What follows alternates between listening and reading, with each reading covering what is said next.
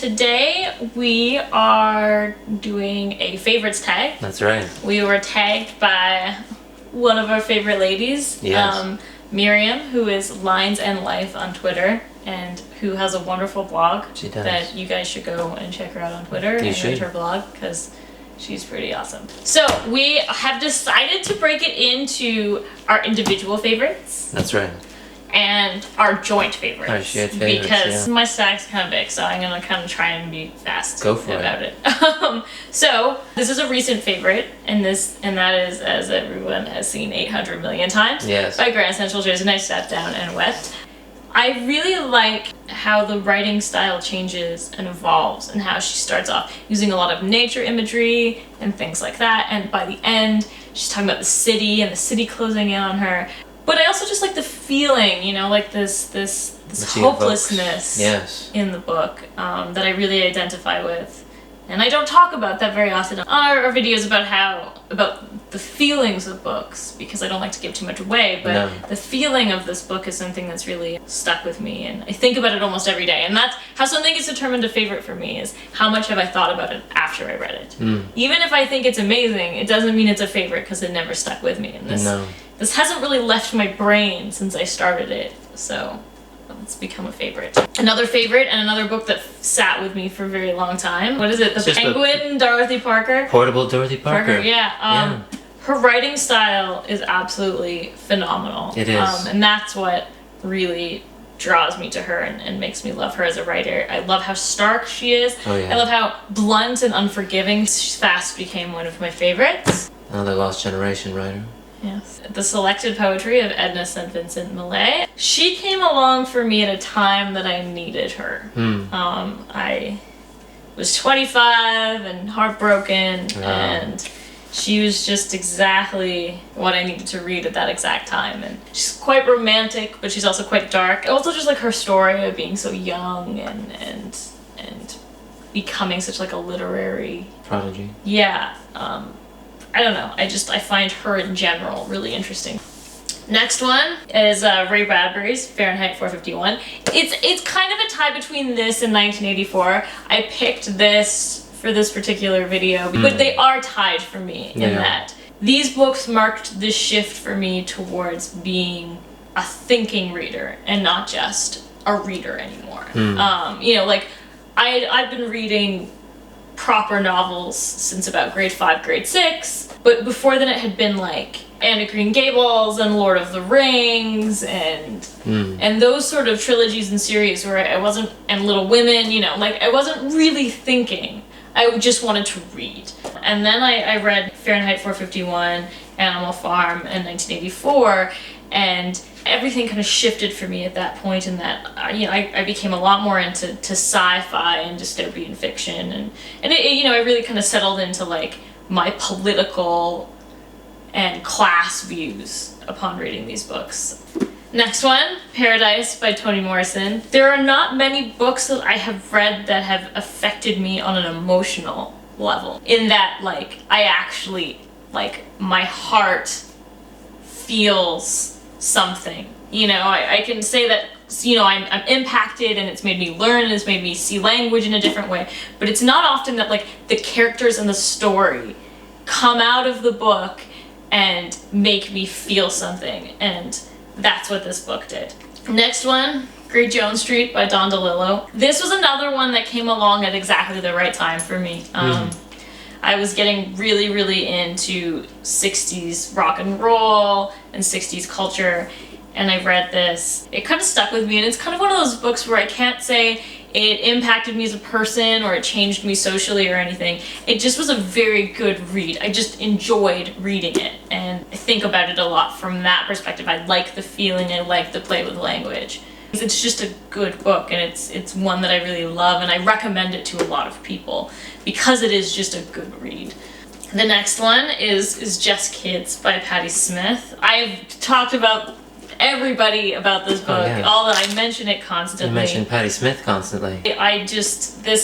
She's a beautiful writer, and she's a storyteller in the traditional sense of the word storyteller. Like, you know, when you hear about like traditional forms being oral forms, she is one of those people. She's a storyteller, and she has the honor of passing the stories down of, you know, the Chelsea Hotel and the punk movement in New York. Like she speaks of all of that, but she speaks about it not in this way where she's like, I was the center of this movement. Not in a bragging way, no.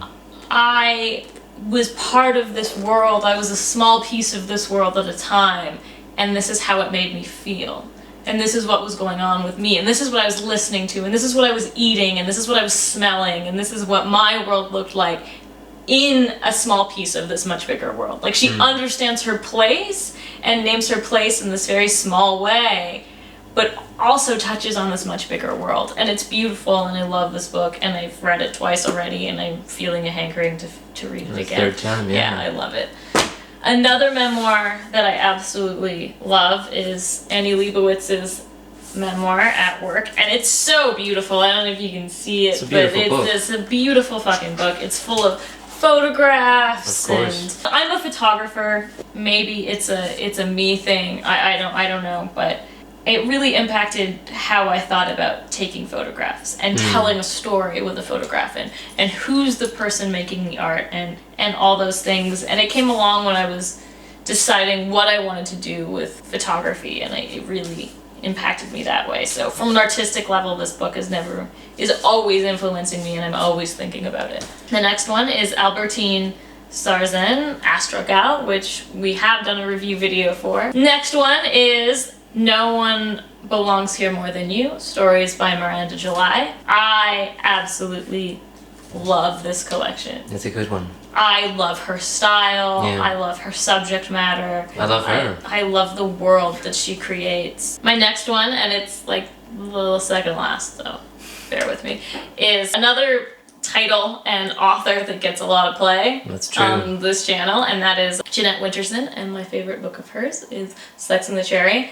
The same way that Fahrenheit 451 changed me from a casual reader to a thinking reader, this changed me from someone who just read books for the socio-political or story to books can be a play with language too. And obviously I was about 21 when I read this. Obviously I'd read books that had done that, but not in this way. Not in a way that mixes like myth and modern writing and past writing and poetry. And she's a bit like Anne Carson in that she explores sort of a conflict between classical and contemporary themes. Yeah. I really like her for that.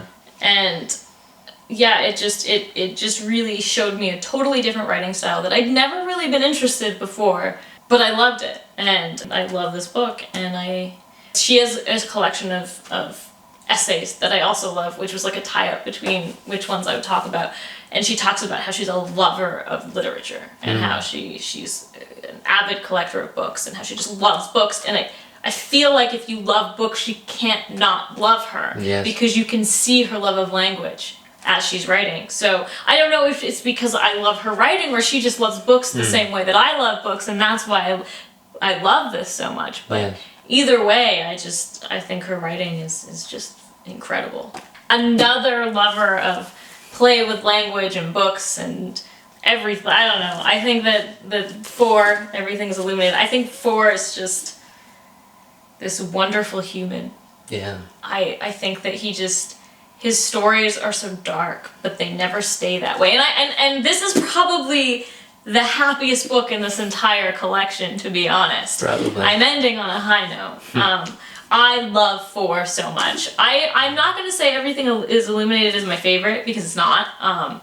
My favorite is Tree of Codes. I don't have a copy of it because it's hard to find, and it's like $55. Yeah. If you don't know about Tree of Codes was made by one book. It was Street of Crocodiles by Bruno Schulz. Yeah. He cut away text to create a new text. So when you read it, there's actually holes. There's holes in the pages, yes. Yeah, it's wonderful. Like, when it's just a wonderful tactile experience. Yes. And I loved it, and I read it in a day. I'm going to start with two authors whose books I don't actually have on hand for one reason or another, and they are Franz Kafka and Anne Carson.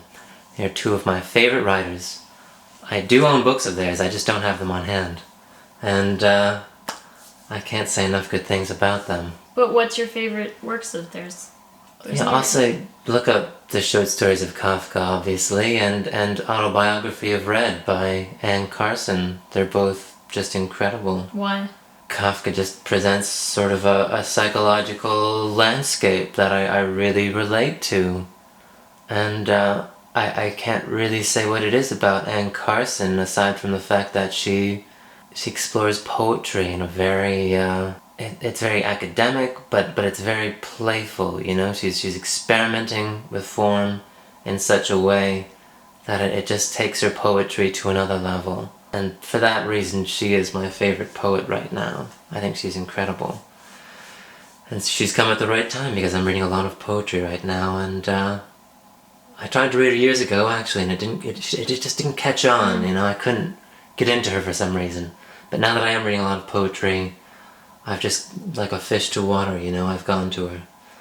Yeah, it's good. The Thief's Journal by Jeanette. It's not the first I read of his. I've read Our Lady of the Flowers, but this one really grabbed me. His style is very poetic, but Our Lady of the Flowers is his first novel. You can see he's sort of finding his voice, and something about The Thief's Journal really... Maybe part of it was coming from reading a lot of the Beat Generation and expecting something maybe along those lines from Jean Genet, and instead getting something far more poetic, far more complex in a way I didn't expect. He's a fascinating writer. Interestingly enough, Patti Smith... Oh, Patti Smith loves Jean Genet. And Albertine Sarrazin is compared, yeah. Yeah. So, that's interesting. There are a few short story writers I could mention, but the one that I've been recommending to Zoe forever, because I love her, is Lydia Davis. This actually isn't my favorite collection of hers, but it's a good collection. My favorite is, Let It Be? No, that's not right. Break It Down. Break It Down is an excellent collection of short stories, and anyone who hasn't read Lydia Davis before should read Break It Down. She just does something with short stories. They're just so complex with so little effort, and so, you know, there's a brevity. Not brevity. There's shorter stories, like it's the kind of thing you get from Carver, you know, where she does so much with so little. You can't help but admire her. The next one is very personal, and that's Kenneth Patchen. I grabbed this because it's a collection of his poems, but I think my favorite actually are his novels. He's known as a poet, but he wrote 3 novels, and they are Sleepers Awake, Journal of Albion, Moonlight, and Memoirs of a Shy Pornographer. All 3 of them are brilliant. I couldn't say one stands out in those 3. I admire them all so much. But his poetry is a good place to start. I just like this because it's also his his illustrations. He likes to draw a lot, and his poetry is just a lot of fun. So, yeah, Kenneth Patchen.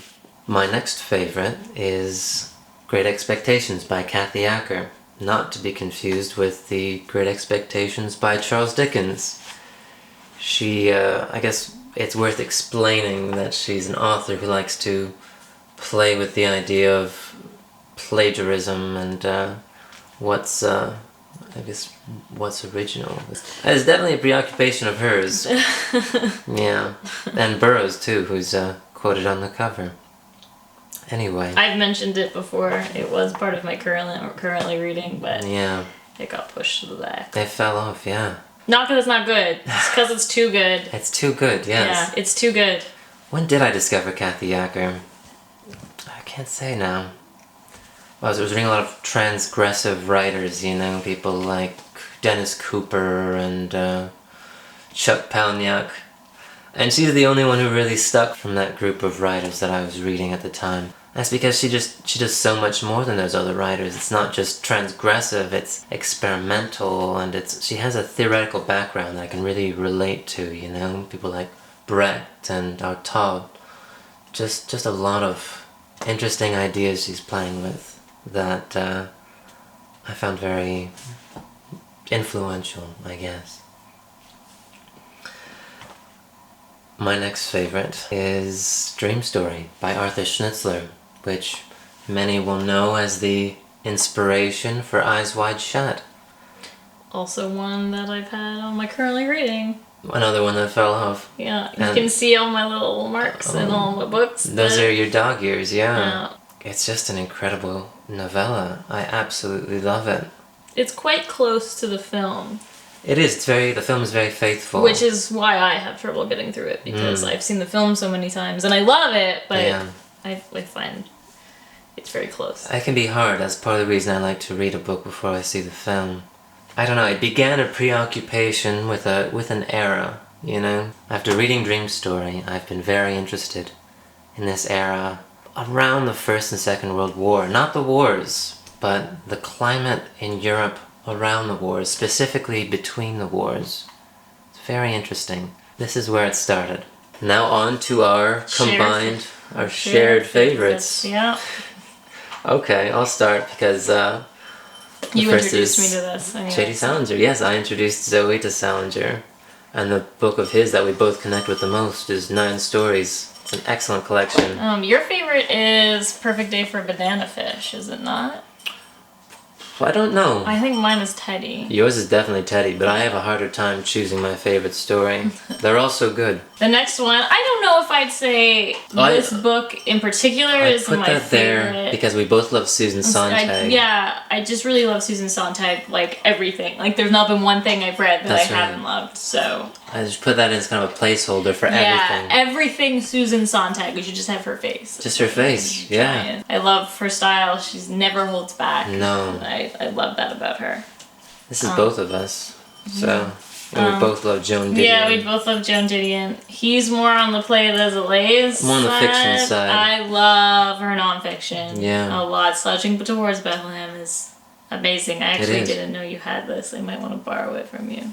Hey. Everyone goes crazy for Year of Magical Thinking. Her newer books, yeah. But Slouching Towards Bethlehem and Play It As It Lays. Her earlier fiction and nonfiction is excellent. So the next one is just one of my all-time favorite everything, and that's Michael Adante's The Collected Works of Billy the Kid. I make everyone read this. Anyone who hasn't, it's like great. It's like this mix of form. It's fascinating. Oh, it's phenomenal. I love it. There's no consistency. It's one of those things I read. I was 19, and that was along with Jeanette Winterson, it showed me what you could do with language. You know, that like character and storytelling didn't have to be this straightforward thing. So. The next is the New York Trilogy by Paul Auster. And I think this is your copy. And I read your copy. You introduced me to the New York Trilogy. I couldn't believe that you hadn't read it. After I read it, I couldn't believe that I hadn't read it. You know? It's phenomenal, noir-y, existential crisis, New York, obviously. Characteristic of Paul Auster is the male existential crisis, but he's also playing with genre. He's very clever with just what he does with mystery or the detective novel. And who is an author and what is an author. It's phenomenal. And it really impacted me when I read it. Because I'm really not into male writers, and I read this, and I was just blown away. Yeah, likewise. The next one is, it's Quartet is our joint favorite, but we could easily say we could do all just she. All Jean Rice. I bring her up constantly, Jean Rice. Yeah.